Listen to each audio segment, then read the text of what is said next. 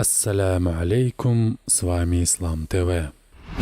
Передается слов Абу Хурейры, разиаллаху анху, что пророк, алейхиссаляту вассалям, сказал: «Незадолго перед днем воскресения людей соберут три группы, то есть это станет последним из великих предзнаменований грядущего дня воскресения.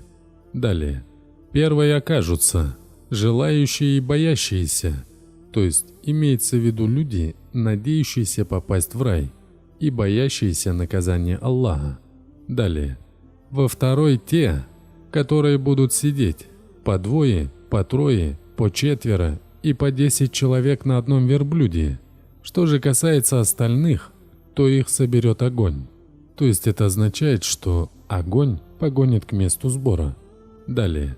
Который будет вместе с ними там, где они заночуют, и там, где они остановятся на полуденный отдых, и там, где они встретят утро, и там, где их застанет вечер. Смотрите Мухтасар Сахих Муслим 61, книга о дне воскресения, хадис номер 1927, хадис достоверный. Вопрос. В каком возрасте будут воскрешены люди в судный день? В том, котором ушли из жизни? Или все будут одинакового возраста и в одинаковом виде? Говорят, что в день воскресения мы будем с ростом Адама и необрезанными. Так ли это? Как известно, все мы в этом мире пребываем временно. И рано или поздно каждый из нас покинет его. Этого не отрицают даже атеисты, хотя не все верят в то, что мы будем воскрешены в судный день. Однако разумный человек не только верует в судный день, но и всю земную жизнь только и готовится к этому дню. Как мы знаем, человек умирает так, как живет, и каждый человек будет воскрешен согласно тем убеждениям, с которыми он покинул этот мир, и в таком образе, в котором он умер, то есть ушел из этой жизни. Потому каждый человек будет воскрешен со своими благими и греховными деяниями. Что же касается того, что мужчины будут в день воскрешения необрезанными, то это правда. Об этом свидетельствует хадис пророка, алейхиссаляту вассалям. Передает, что Аиша, разиаллаху анхум, сказала: «Однажды я услышала, как посланник Аллаха, алейхиссаляту вассалям, сказал: в день воскресения люди будут собраны босыми, нагими и необрезанными». И спросила: «О посланник Аллаха, неужели мужчины и женщины окажутся вместе и будут смотреть друг на друга?»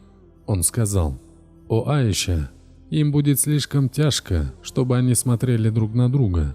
Смотрите Мухтасар Сахих Муслим 61, книга о дне воскресения, хадис номер 1971, хадис достоверный. Дорогие братья и сестры, у кого есть Инстаграм, просим поддержать нас и подписаться на Инстаграм Ислам ТВ. Иншаллах, там будем каждый день выставлять полезные статьи. Ссылку на Инстаграм оставлю в начале описания.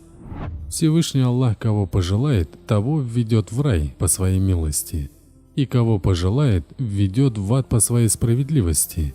Об этом свидетельствуют хадисы пророка, алейхиссаляту вассалям. От Джабира, разиаллаху анхум, передается, что посланник Аллаха, алейхиссаляту вассалям, сказал: «Каждый раб Аллаха будет воскрешен в том состоянии, в котором встретил смерть». Передал Муслим 2878, Ибн Хиббан 7313. Что же касается того момента, когда люди после чтения книги деяний и расчета за свои деяния будут входить в рай и ад, то обитатели рая будут в самом лучшем образе, и каждый из них будет в возрасте 30 или 33 лет. Передает со слов Муаза ибн Джабаля, разиаллаху анхум, что пророк, алейхиссаляту вассалям, сказал: «Войдут в рай обитатели рая без волос на теле, без бороды, черноглазыми в возрасте 30 или 33 лет». Передал Тирмизи 2545. Обитатели рая войдут туда в самом прекрасном и совершенном обличии. Они будут выглядеть так, как выглядел их праотец Адам, алейхиссалям. Каждый вошедший в рай будет походить своим внешним видом на Адама, а он будет ростом с высокую пальму, 60 локтей. Что же касается людей с ростом Адама, алейхиссалям, об этом свидетельствует хадис пророка, алейхиссаляту вассалям. От Абу Хурейры, разиаллаху анхум, передается, что пророк, алейхиссаляту вассалям, сказал: Всевышний Аллах создал Адама, ростом которого равнялся 60 локтям. А потом он сказал ему: «Иди, поприветствуй этих ангелов и послушай, как они поприветствуют тебя. И отныне это будет твоим приветствием и приветствием твоих потомков». И Адам сказал: «Ассаляму алейкум», то есть «мир вам». Они же ответили ему: «Ассаляму алейка ва рахматуллах», то есть «мир тебе и милость Аллаха», добавив к его приветствию слова «и милость Аллаха». Каждый из тех, кто войдет в рай, будет иметь облик Адама. То же касается людей, то со времени сотворения Адама и до сих пор они продолжают уменьшаться в размерах, то есть в росте. Передал Бухари 33:26, Муслим 28:41. Ну вот, теперь вы еще и узнали, что означает слово «Ассаляму алейкум» и кто его первый произнес. Кто знал об этом, напишите об этом в комментариях. И помните, все люди в зависимости от прожитой жизни будут воскрешены в судный день по-разному. То есть, выражаясь современным языком, будет применен индивидуальный подход к каждому человеку.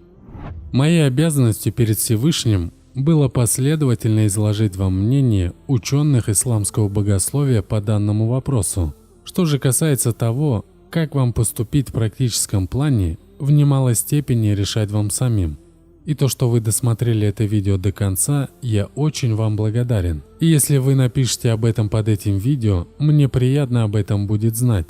И да благословит Аллах нашего пророка Мухаммада, алейхиссаляту вассалям, и его сподвижников, и его семейства. Да хранит вас Аллах, дорогие подписчики.